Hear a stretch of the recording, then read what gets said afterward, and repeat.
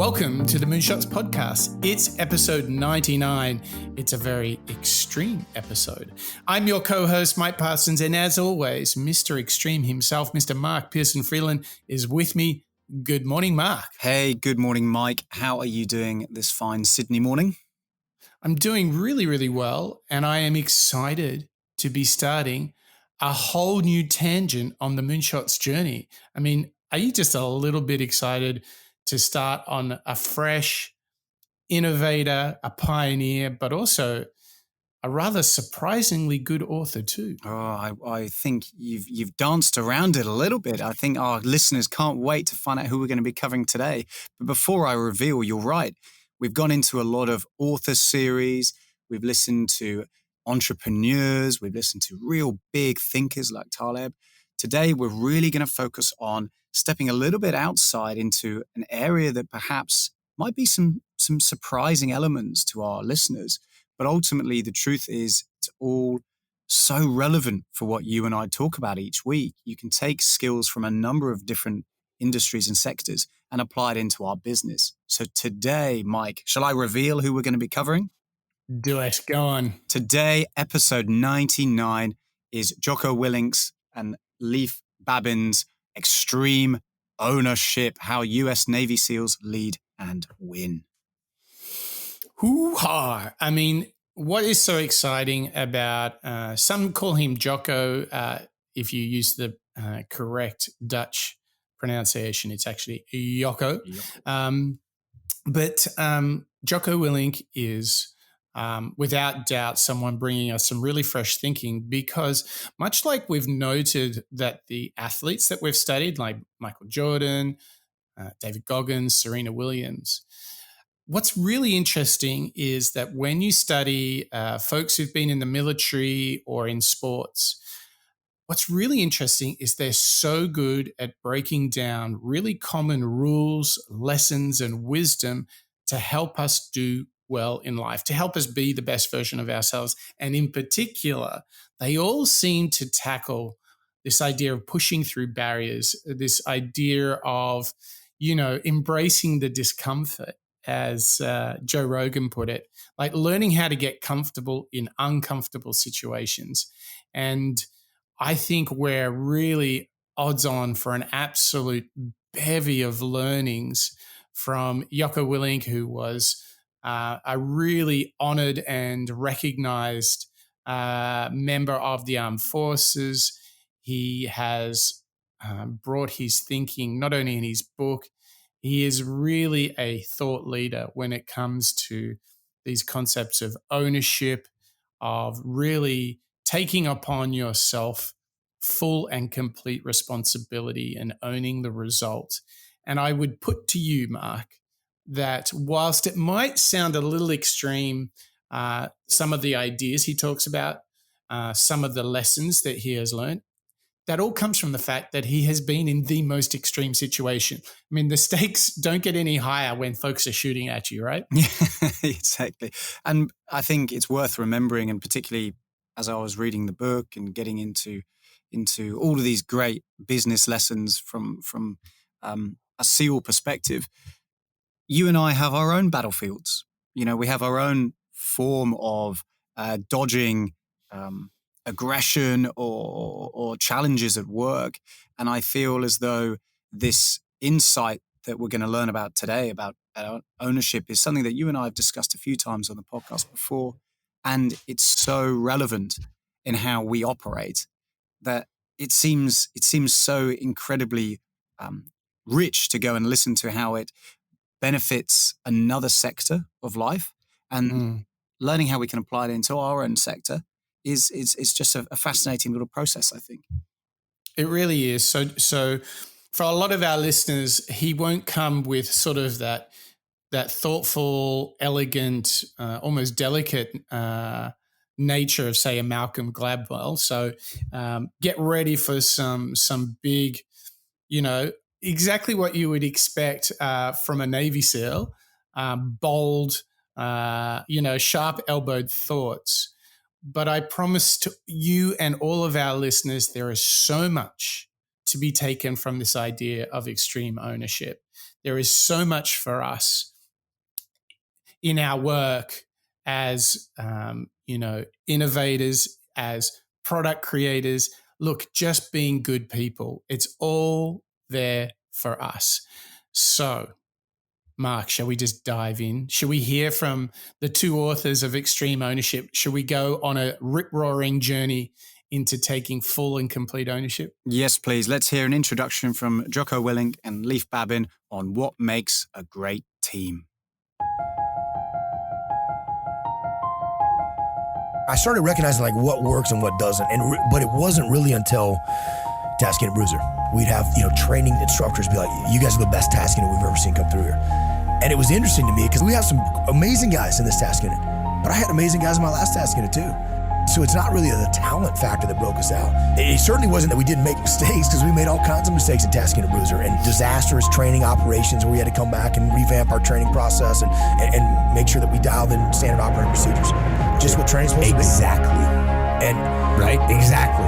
That's the difference, really. Yeah, and that was it. It was this idea that we now call extreme ownership, which is we're going to take ownership of this. And instead of being like, hey, we're going to push back against people that are telling us we need to be better, or we're going to maybe even deny that we're as bad as we are, we're going to take a brutally honest assessment of ourselves. You don't ever tell my guys they're amazing, that's the best one they've ever seen, because that allows us to not get better, to not grow, to get complacent. So we always did that, and I recognized just how powerful that was to our performance. So again, we were never flawless. We made mistakes, but we learned from those mistakes. We got better, we grew all the time, and we were able to run circles around everybody else as a result, and deliver some exceptional performance on the battlefield with that attitude. And that mindset and attitude is the game changer. That's why we call the book Extreme Ownership. And it's what we impart to people as we see in the business world. And at the end of the day, there's what works, and there's what doesn't work. In your business, and it's also in your life, dude, what can you do a little bit better? You attack those problems. You accept the criticism when it comes at you, which is so hard for everyone to do, myself included. You accept the criticism, you listen to it, and then you modify it. You make these little iterative changes. And at the end, instead of being a decent task leader, or instead of being a decent person, or instead of running a decent team, you can be the best.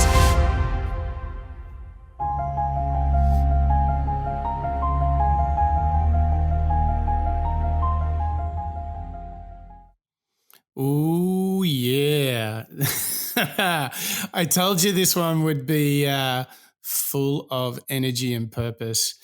But do you know what I kind of like there is, they were both talking about the fact that even in the Navy SEAL, things go wrong. But I really think at the beginning of this journey, they're inviting us to accept criticism, to accept that things go wrong and don't run away from it. What they're saying is you got to run into that feeling. Don't reject criticism. Don't sort of avoid those tough conversations. I think they're saying, all right, roll your sleeves up and get into it. And I think that's the start of the empowerment that comes with what Leif and Jocko did in Extreme Ownership. I think this is where it begins, Mark. Yeah, I think you're right, actually. I think once you have the confidence and the awareness to own up to something when it goes a little bit sideways, maybe, once you take ownership of what's yours and what's your team's, and, maybe a mistake happens from your teammate, you can still own up to that. You can still own the scenario because it's part of your team. Once you go through that process and you're aware of it and you accept it, I think it just allows you to have a much stronger foundation to learn from and then maybe do it better the next time. Absolutely right. And it sets us up for a journey in this show to be talking about lessons on teamwork, how to lead, and some of the very personal things that you can do to embrace extreme ownership, things such as discipline and how to kind of break things down in a simple way. All of that is ahead of us in the show today. So we got so much ground to cover. And I think where we want to start this is around the notion of teamwork. And it's so damn important that if teams want to go places in this world, and I'm not just talking about Navy SEALs, I'm talking about teams at work, and you're a team at home too. If teams want to go places, it all starts with a very, very interesting idea, which is owning up to failures. Unlike a team where no one takes ownership of the problems and therefore the problems never get solved, with us, everyone took ownership of their mistakes. Everyone took ownership of the problems. And when a team takes ownership of its problems, the problems get solved. And that is true on the battlefield, it is true in business, and it is true in life. So I say, take ownership. Take extreme ownership. Don't make excuses. Don't blame any other person or any other thing. Get control of your ego. Don't hide your delicate pride from the truth. Take ownership of everything in your world, the good and the bad.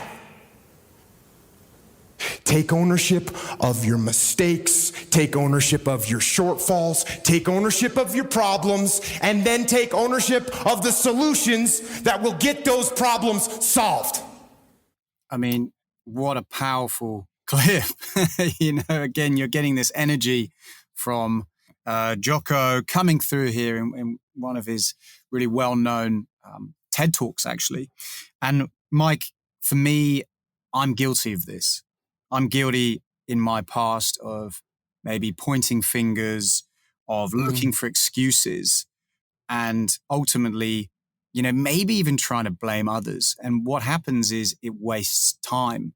It wastes energy, resources, emotion.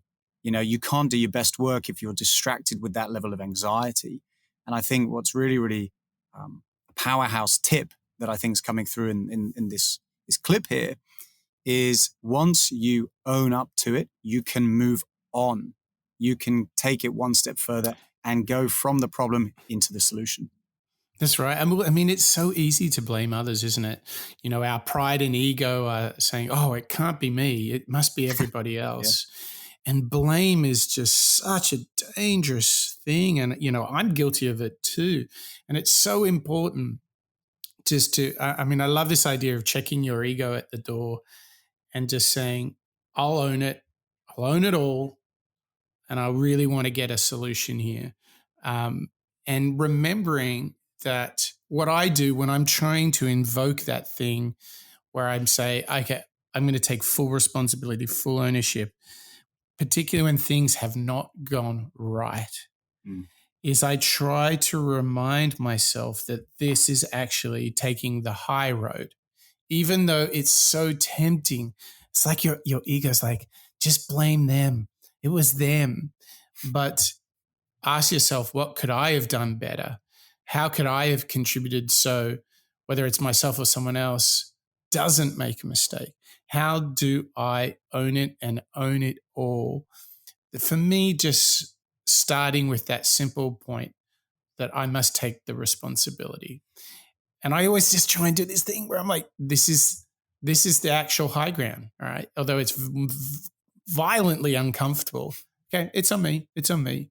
And you'll notice that the greatest sports coaches in the world, even if a player in a big world championship final moment makes a mistake, the coach will say, I didn't prepare that player well enough.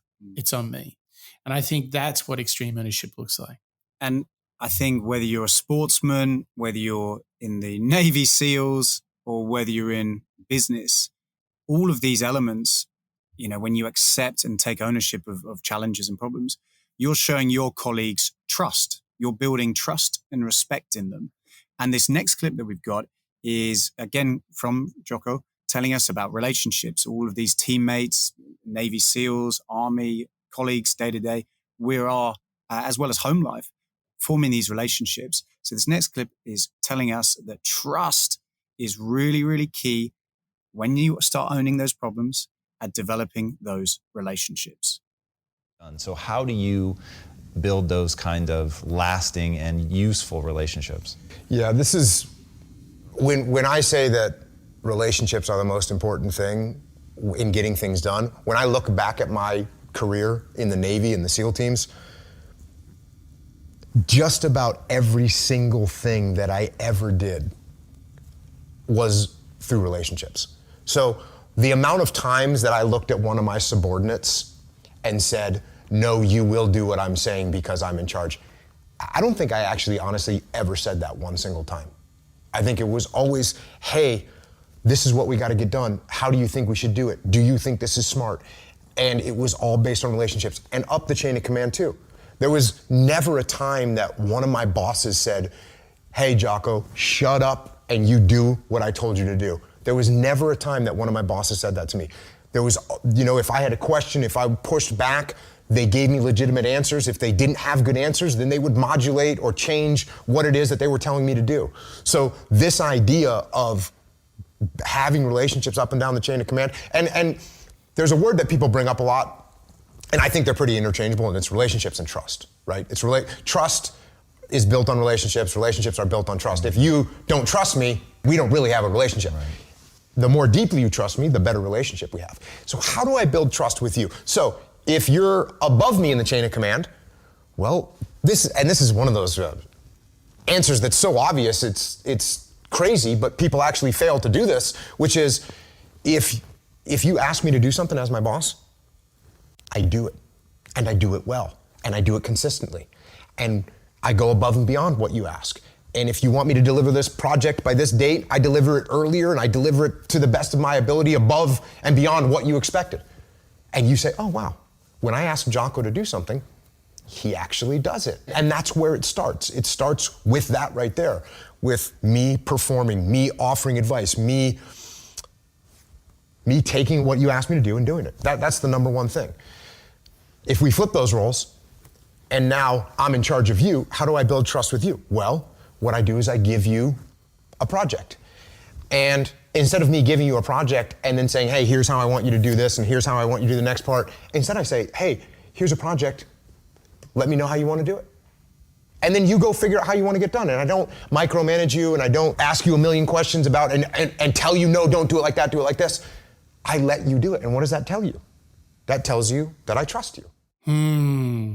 This idea of trust and relationships is essential because, Mark, how good does it feel when you ask someone to take care of something, to do a project, to even just complete a task on your behalf, and they do it well? Feels pretty good, right? I mean, there's almost nothing that beats that feeling of just, right? It's kind of like a relief, isn't it? Yeah. And then the next time they do it well, so day after day, week after week, and that is the momentum of a great team. And it's so fascinating that it all comes down to the trust in that relationship. So I always try and visualize when someone asks me to do something, that it's like a tennis match and they've hit the ball over to me and that we're like in a rally. So it's essential that I get the ball back to them and that I do it as complete as possible. And I think that the big opportunity for things to go wrong is when the ball that was hit to me is a little bit unclear.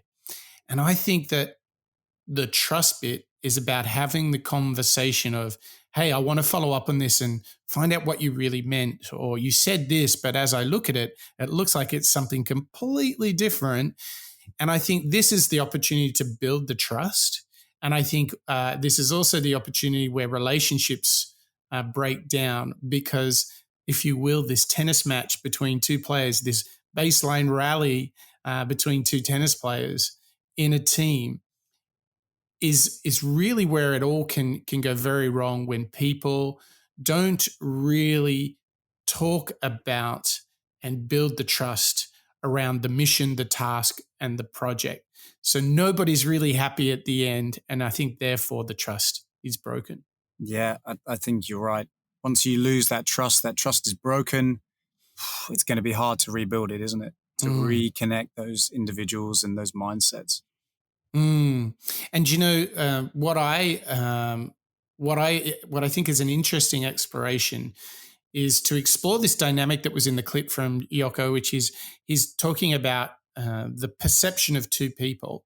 And I think if you remember the feeling of when people haven't delivered things you felt like they committed to, and you're just like, oh, well, I don't want to ask them to do anything else because I just don't trust that it will get done.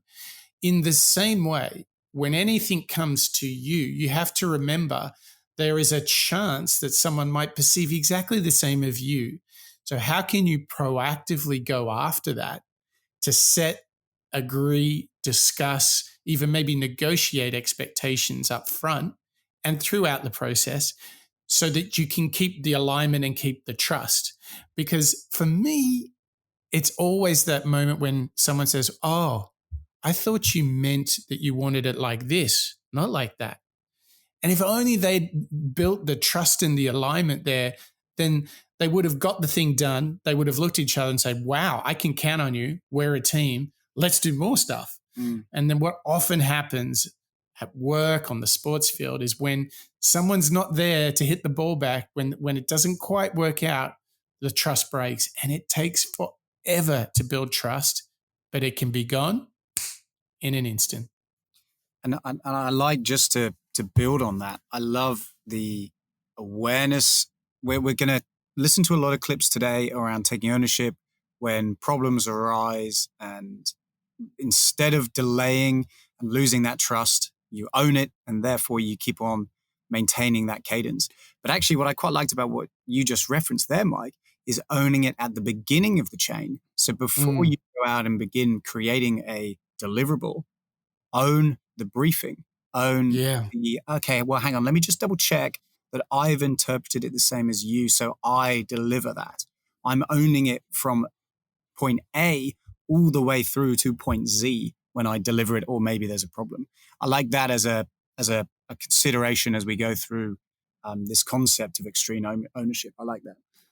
And can you imagine if everybody starts to take ownership in a team? So everyone's making sure that everyone's aligned, the expectations are there. Every day people are delivering things and building up that trust in the team. To me, this really takes us to a point of where we can all demonstrate our own leadership. And you know what? Jocko has got more thinking for us around leadership in the context of this team. And it would not be an official Jocko statement if it wasn't positive, if it wasn't dynamic. So let's listen now to Jocko Willink and how we can be unstoppable. When you do take ownership of a situation, it starts to spread through the organization. If I say to my team, hey guys, this wasn't your fault, this is my fault, here's what we're gonna do to fix it, my team looks at me and says, you know what? We should have done a better job. They don't say, yeah, you're right, it's your fault. They don't do that. They say, we should have done a better job. I should have owned this. I should have stepped up. And now you start to have an organization where everyone on the team takes ownership, and that's a totally different, that is when you become unstoppable. I mean, the power of an industry or a business where every single unit is like a worker ant. Everybody's got a job and they own it and they go and deliver it to the best of their ability. I just think about, how we see this great teams at work. They have this history, which is essentially a trust built on continuous meeting or exceeding of expectations. And that always happens when, people take ownership. So for me, this is sort of the framework that ties it together. The starting point is you just need to take full ownership, full responsibility. And then every exchange with your peers and your colleagues is a moment to build that trust. And when you do it, teams build this momentum. As Jocko said, they become unstoppable. So, this is such a great sort of a great fuel by which we can apply, because we all work in some sort of team. Even if we're sort of the mad scientist who produces things, you still have to interface with the world. And every single one of those things is a relationship that can go better if there's trust. And I think this is so good, because when you're on the battlefield, these lessons, both good and bad, they become so clear and obvious. And I think he's giving us some of the most important things with all of this uncertainty around us at work at the moment. Taking ownership is the perfect elixir, isn't it? Yeah, absolutely. Because you're working remote, maybe you're not seeing your colleagues as much as you are day to day. Or in fact, if you think about relationships, maybe you're seeing your family or your partner more regular than you normally would. And at the same time, maybe you're trying to keep aligned. And this ownership, again, translates from the battlefield of war into all of these scenarios around us, particularly when you're in, maybe you're working more from home and therefore around others, or maybe less than others. When you communicate, and Mike, you and I have talked about this before, when you communicate really, really efficiently and make sure that you understand what's being given to you. And again, I love that tennis, the game of tennis where the ball is jumping over the net. I love that this has come back round, because you're quite right. When you can see the ball is in your court and you know that it's your turn to respond to it, then both sides are feeling comfortable. There's no anxiety bubbling up within you, thinking, where you're wondering and thinking, okay, well, is it my turn? Mm-hmm. Is it? I'm not sure anymore. And when you own it, that's where, this level of understanding really comes through. So again, in the theme of kind of leadership and teamwork, we've got another clip here, Mike, that I think is a really great one. And it's stepping away from the day-to-day, worker one to worker two, and actually thinking about it from a leadership perspective.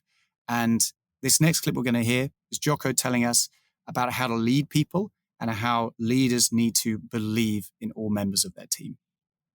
And another misconception about the military is people don't do exactly what you say. You have to lead and sell and do all the other things that happen in the corporate world.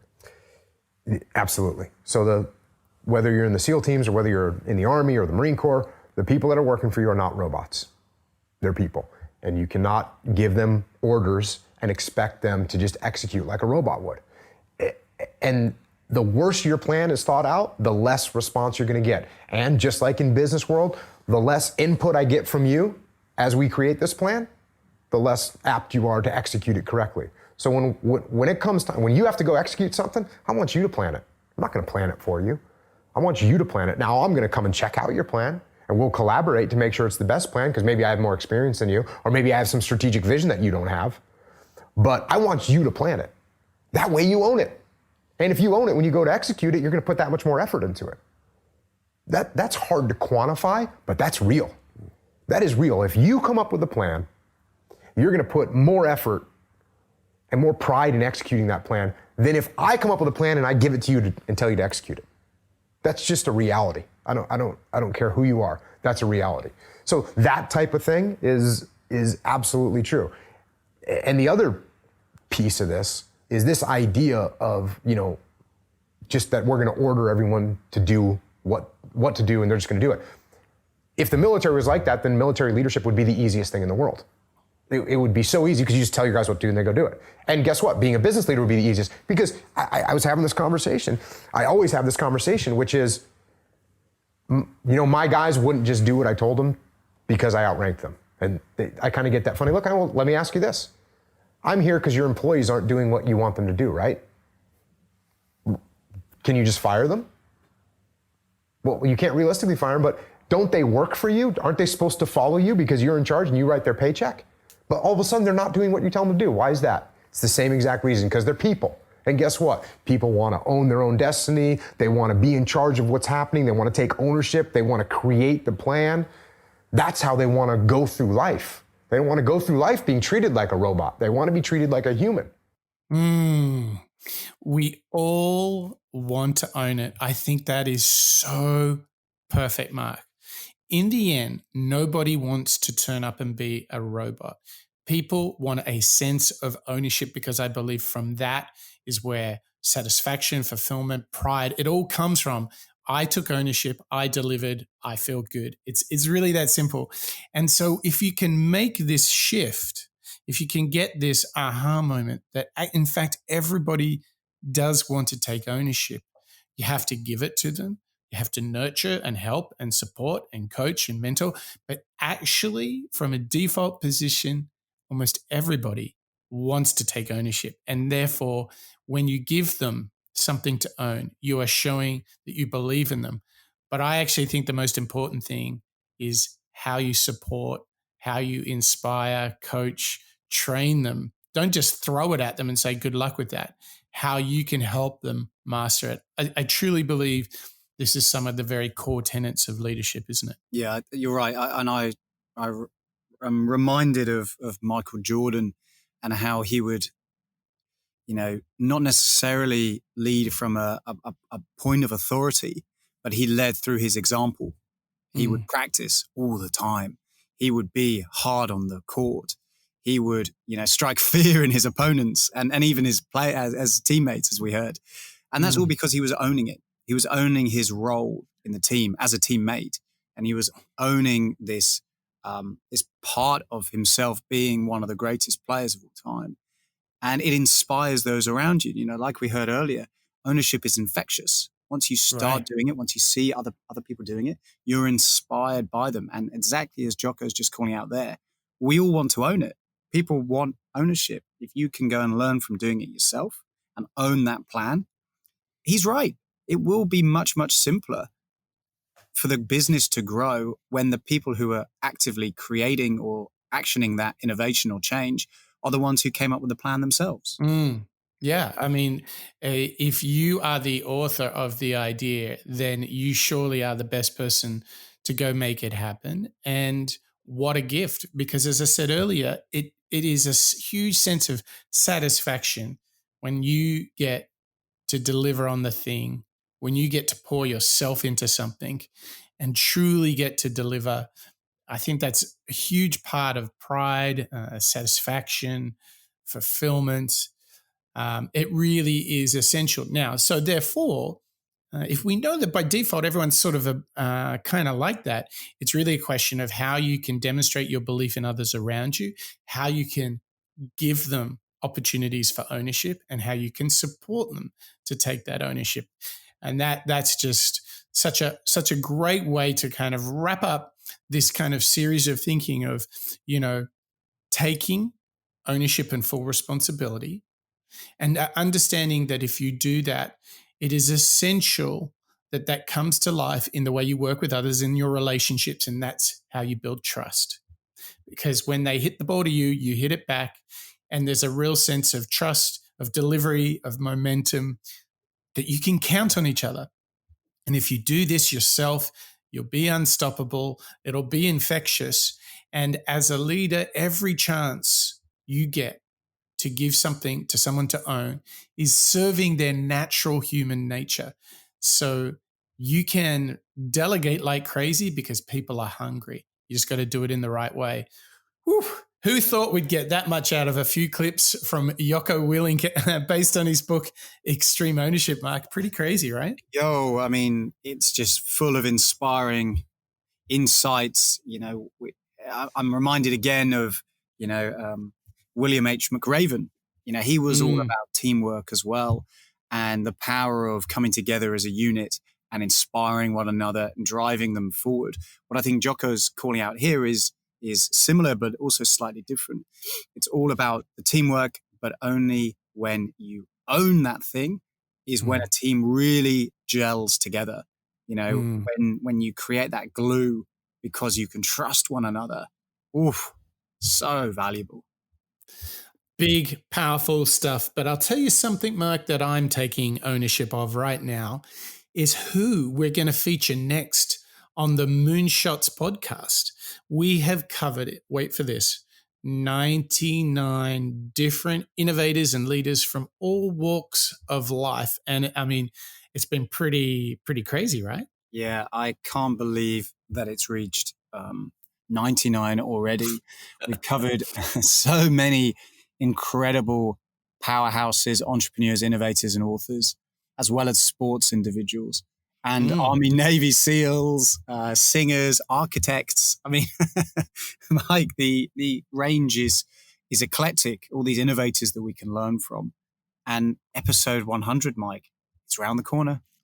It certainly is, and it is going to be a cracker. But the question is, who are we going to study for the next 100 shows? And we've got some ideas. We've got Patrick Lencioni, who wrote the 5 Dysfunctions of a Team, Stephen Covey, Jordan Peterson, Derek Silvers, Ryan Holiday, Christian Lagarde, famous directors, David Attenborough, Jane Champion. There is a ton of amazing people. But I think we need some guidance here. We need someone to help us navigate this sea of innovators and to help us ask the question, who should be next on the show? So can you think of someone that could help us in this quest? I think, Mike, we've got to look to our teammates. And in this case, our teammates that we're going to trust and pass ownership to are you, our listeners. We want to hear from you guys. We want to hear what you've been thinking as we've been learning out loud together. And we want to learn who you guys are reading and listening to. I've recently started getting into Ryan Holiday, so I'm hoping that we'll cover him very, very soon. And I know Mike's got a list as long as his arm of authors that he's reading as well. But we want to hear from you guys. And Mike, we've just created a brand new way for our listeners to get in touch, haven't we? We have. So if you just go to moonshots.io and you click on the feedback button, you can tell us everything that you like about your favorite episodes, your favorite innovators, and tell us who you like, who you're curious about, who you'd love to learn out loud with, who are the other innovators you'd like us to cover. So Mark, myself, the whole research team will go deep into the interwebs to find the very best thinking from your favorite innovators. So go to moonshots.io. Tell us, who do you want us to study?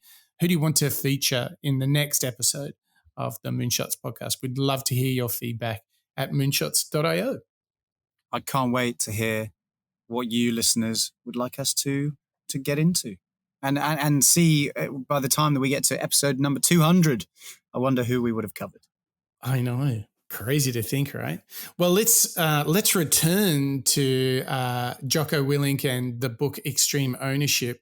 What we're going to do now is focus on some practical tips and thinking about how we might delve into this extreme ownership universe. And the first place we're going to start is understanding better what this idea of discipline looks like. So let's have a listen to the man himself, Jocko Willink. What does discipline really mean? Besides waking up early, and how do I employ it to all aspects of my life? What does it really mean? Yes, discipline, it does start with waking up early. It really does. But that is just the beginning. And I always say that discipline is the root of all good qualities. But you have to absolutely apply it to things outside of just waking up early. It's everything. It's working out every day, making yourself stronger and faster and more flexible and healthier. Discipline is eating the right foods to fuel your system.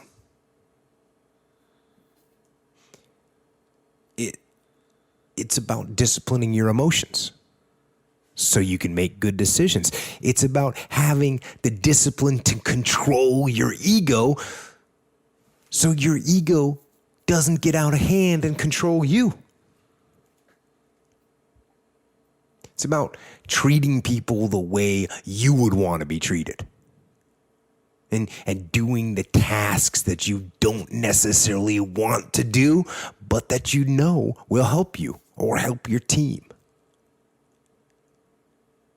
It's about facing your fears. It takes discipline to face your fears so you can conquer them. And That's what discipline is. Discipline means taking the hard road, the uphill road, to do what's right for yourself and for other people. It's so often the easy path that calls to us to be weak for that moment, to break down for that moment, to give in to the desire and the short-term gratification. But the discipline will not allow that.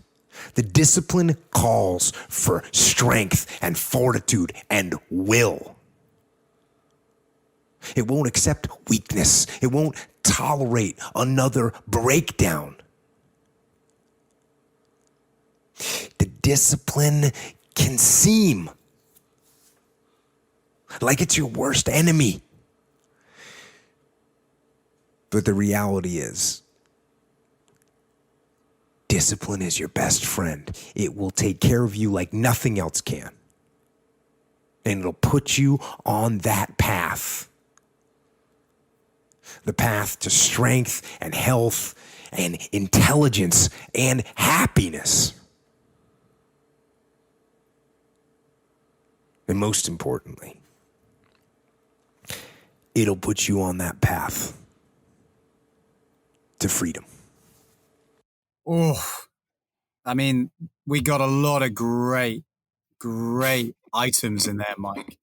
Oh my gosh, that is easily clip of the day. Easily. Isn't that a wonderful clip? Whew. You know, it's again it just illustrates the value of digging into innovators in different spaces. We're not hearing from Jocko here what it is to be a Navy SEAL. You know, we're not getting into the kind of dirt of being in the war zone. What he's saying here is very, very mindful. You know, he's talking about waking up, sure, but then he covers diet, he covers emotions, he covers ego, covers treating others how they want to be treated. You know, this concept of discipline being your best friend, even though it feels like your worst enemy. I mean, what an incredibly conceptual idea that he probably learned, obviously through reading and so on, but also through actual hardcore experience, perhaps in the battlefield. And it's true for us as well. You know, this instant gratification that you get with whether it's social media, emails, Netflix, whatever it might be, and actually stepping away from it slightly and thinking, okay, well, let's actually have that discipline of embracing that obstacle, that challenge, that difficulty, because I know I'm going to get better. That reminds me of many of the other innovators that we've covered recently. I mean, it really does. I mean, there was so much there. I think the first thing that surprised me is that you often associate, in fact, you know, discipline, waking up early, doing some exercise, right? That's sort of disciplined. But then he expands it on such a massive axis. He's like literally being very stoic here. So if you are interested in, you know, this idea that the obstacle is in fact the way, if you look up Stoicism, Marcus Aurelius, or the book The Obstacle is the Way, you'll find a lot more about that if you're interested in it. But to me, it almost takes me back to this idea, Mark, that you know if what you're doing is tough, if it feels hard, and it's calling upon extra reserves, then it's kind of the right thing. Do you know what I mean? It's like if something is really tough, like being disciplined, getting to bed early, waking up, checking your ego at the door, don't say that aggressive or that nasty thing. Be more considerate of others. Have the discipline. Even though the bad, nasty side of you is dying to jump out, control it, right? So discipline can be your best friend, even though it feels like your enemy. I think this mental awareness, this ability to control, this discipline of oneself is at the very nucleus of being able to take ownership. You can't take that ownership if you're constantly deflecting it away from yourself. That's right. If your ego is getting, or your pride is getting in the way, you accepting and having awareness of, these challenges around you being changeable, or you being the solution to them. You can't learn and grow and have that positive outcome if you don't start with this, which we've just been listening to. It's I don't know, it's an absolute corker.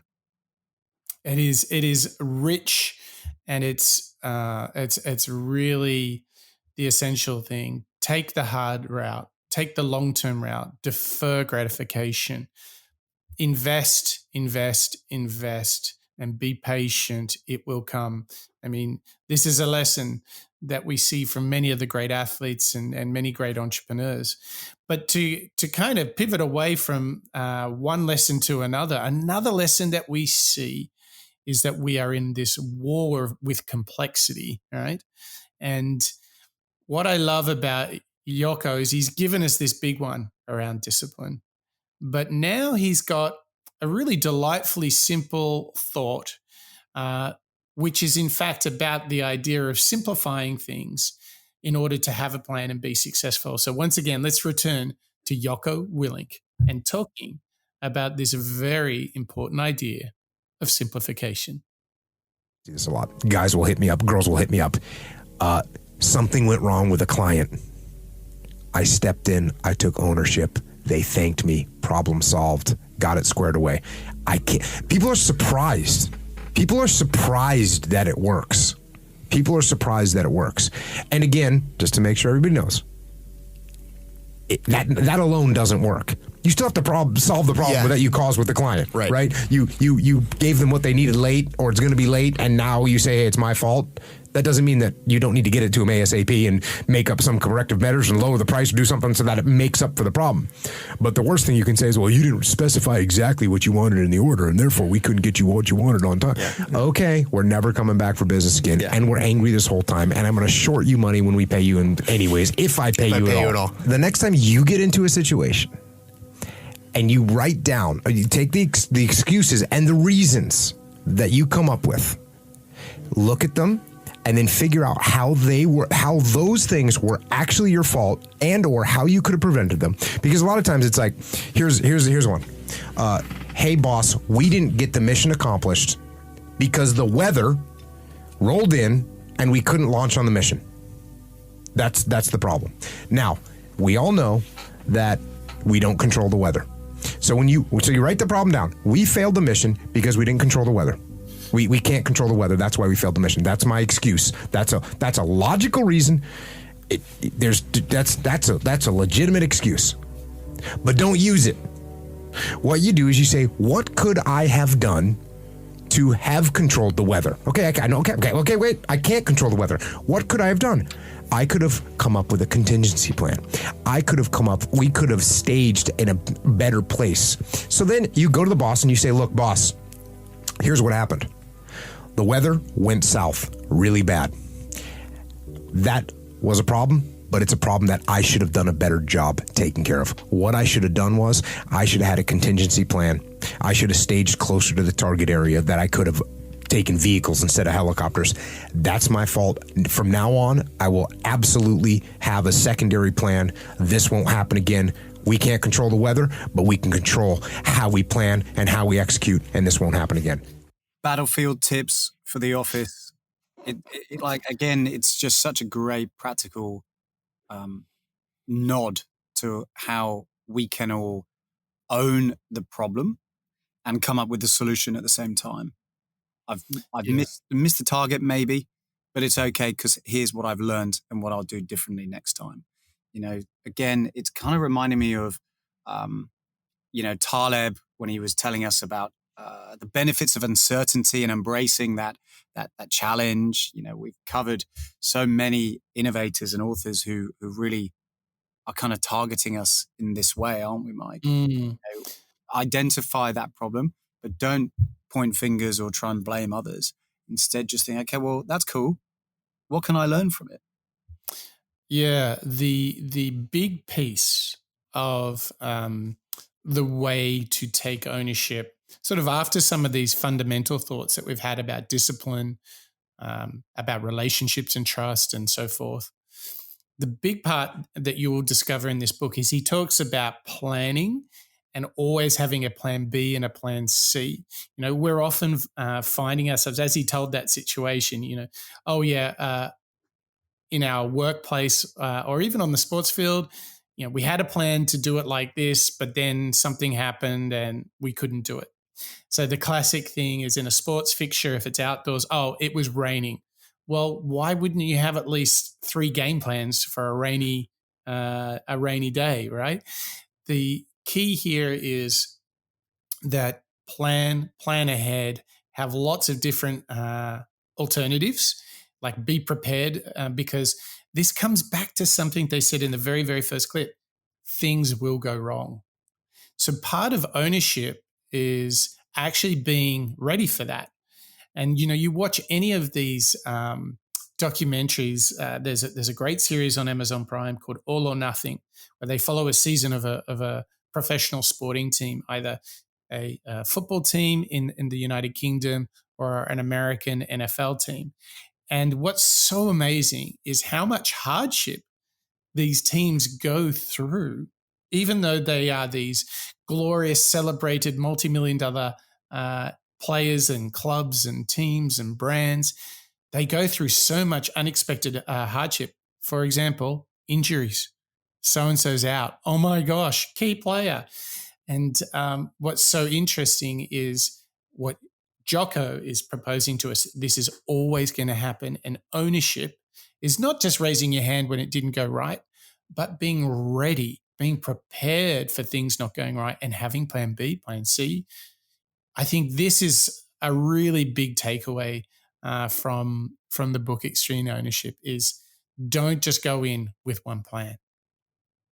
Have a number of plans, and therefore you can bounce around and be flexible with it. What a great tip from Jocko.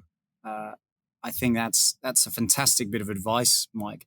But I must admit, I have another potential piece of advice coming from Jocko that might even be something incredibly actionable and practical, Mike. And I'm very keen to hear it, but can it beat the discipline clip that we played just earlier? Because for me, that was clip of the day. So what do you reckon, Mike? Is this next and final clip, is this going to be a challenger, a contender for clip of the day? I think this next clip, which is going to be our outro clip on episode 99 on Jocko Willink, is going to be a contender. This one is all about difficulties and dealing with challenges in our day-to-day lives and remembering that sometimes these things are in our control with regards to how we respond to it. So this final clip from Jocko Willink is he's going to tell us the best advice he's ever heard. How do I deal with setbacks, failures, delays, defeat, or other disasters? I actually have a fairly simple way of dealing with these situations. It is actually one word to deal with all those situations, and that is good. And this is actually something that one of my direct subordinates, one of my guys that worked for me, pointed out to me. And he would call me up or pull me aside with some major problem, some issue that was going on. And he'd say, "Boss, we got this and that and the other thing." And I'd look at him and I'd say, "Good." And finally one day he was telling me about some issue that he was having, some problem. And he said, "I already know what you're going to say." And I said, "Well, what am I going to say?" He said, "You're going to say good." He said, "That's what you always say. When something is wrong and going bad, you always just look at me and say good." And I said, "Well, yeah. And I mean it. And that is how I feel. When things are going bad, there's going to be some good that's going to come from it. Oh, mission got canceled? Good. We can focus on another one. Didn't get the new high-speed gear we wanted? Good. We can keep it simple. Didn't get promoted? Good. More time to get better. Didn't get funded? Good. We own more of the company. Didn't get the job you wanted? Good. You can get more experience and build a better resume. Got injured? Sprained my ankle? Good. Needed a break from training. Got tapped out? Good. It's better to tap in training than to tap out on the street. Got beat? Good. You learned. unexpected problems? Good. We have the opportunity to figure out a solution. And that's it. That's it. When things are going bad, don't get all bummed out, don't get startled, don't get frustrated. No, you just look at the issue and you say, good. And lastly, if you can say the word good, guess what? It means you're still alive. It means you're still breathing. And if you're still breathing, well then hell, you still got some fight left in you. So get up, dust off, reload, recalibrate, re-engage, and go out on the attack. And that right there is about as good as it gets. Whew. The only thing that I can really say to that clip is good.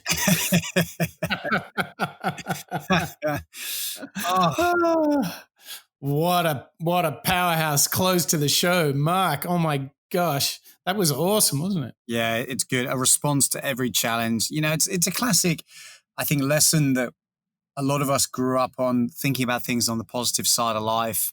And, you know, this is just a one-word response that you can have to any problem that comes along. Yeah. You get locked out of your house, you get a bad email, it starts to rain, good.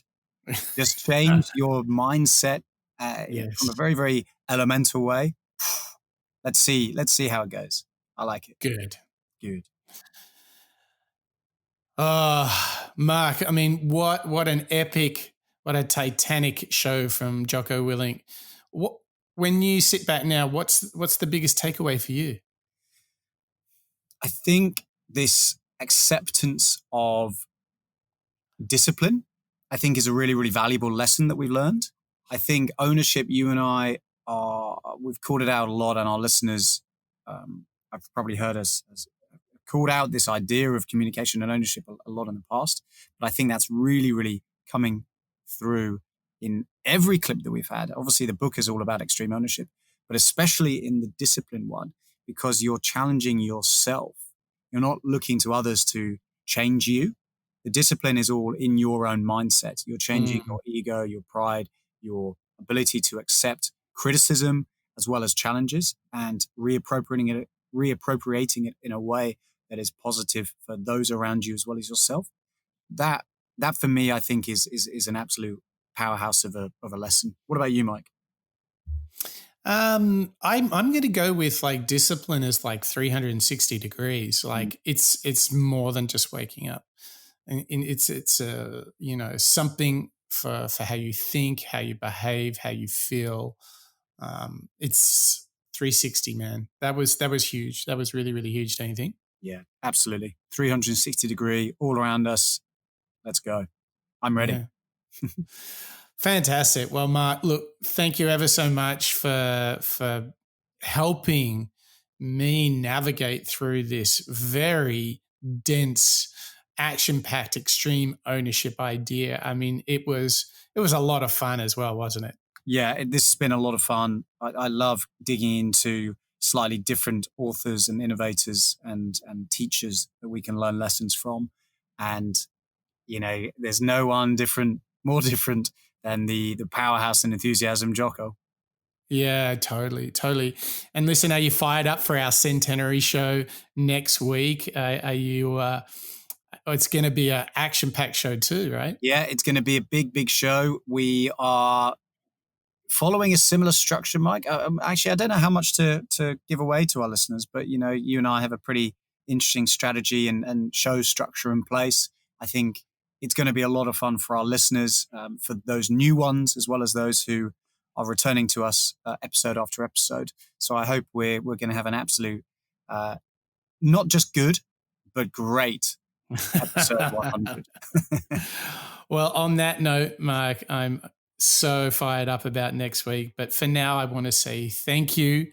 Thank you to you, Mark. Thank you to all of our listeners who have been joining us here on the Moonshots podcast, where we are learning out loud. And boy, did we get some extreme ownership turbocharging done today. So I hope all of you can unpack what we've learned from Jocko Willink to take responsibility. Just take it 100% and build trust with everyone around you and in your relationships with them, because, you know, that sort of behavior, it's infectious. Ownership is infectious. And what happens is this gives you the chance to believe in those around you, to give them an opportunity to own it. And that starts every single day, not only with the discipline to get out of bed, but discipline in everywhere, everything, in every way possible.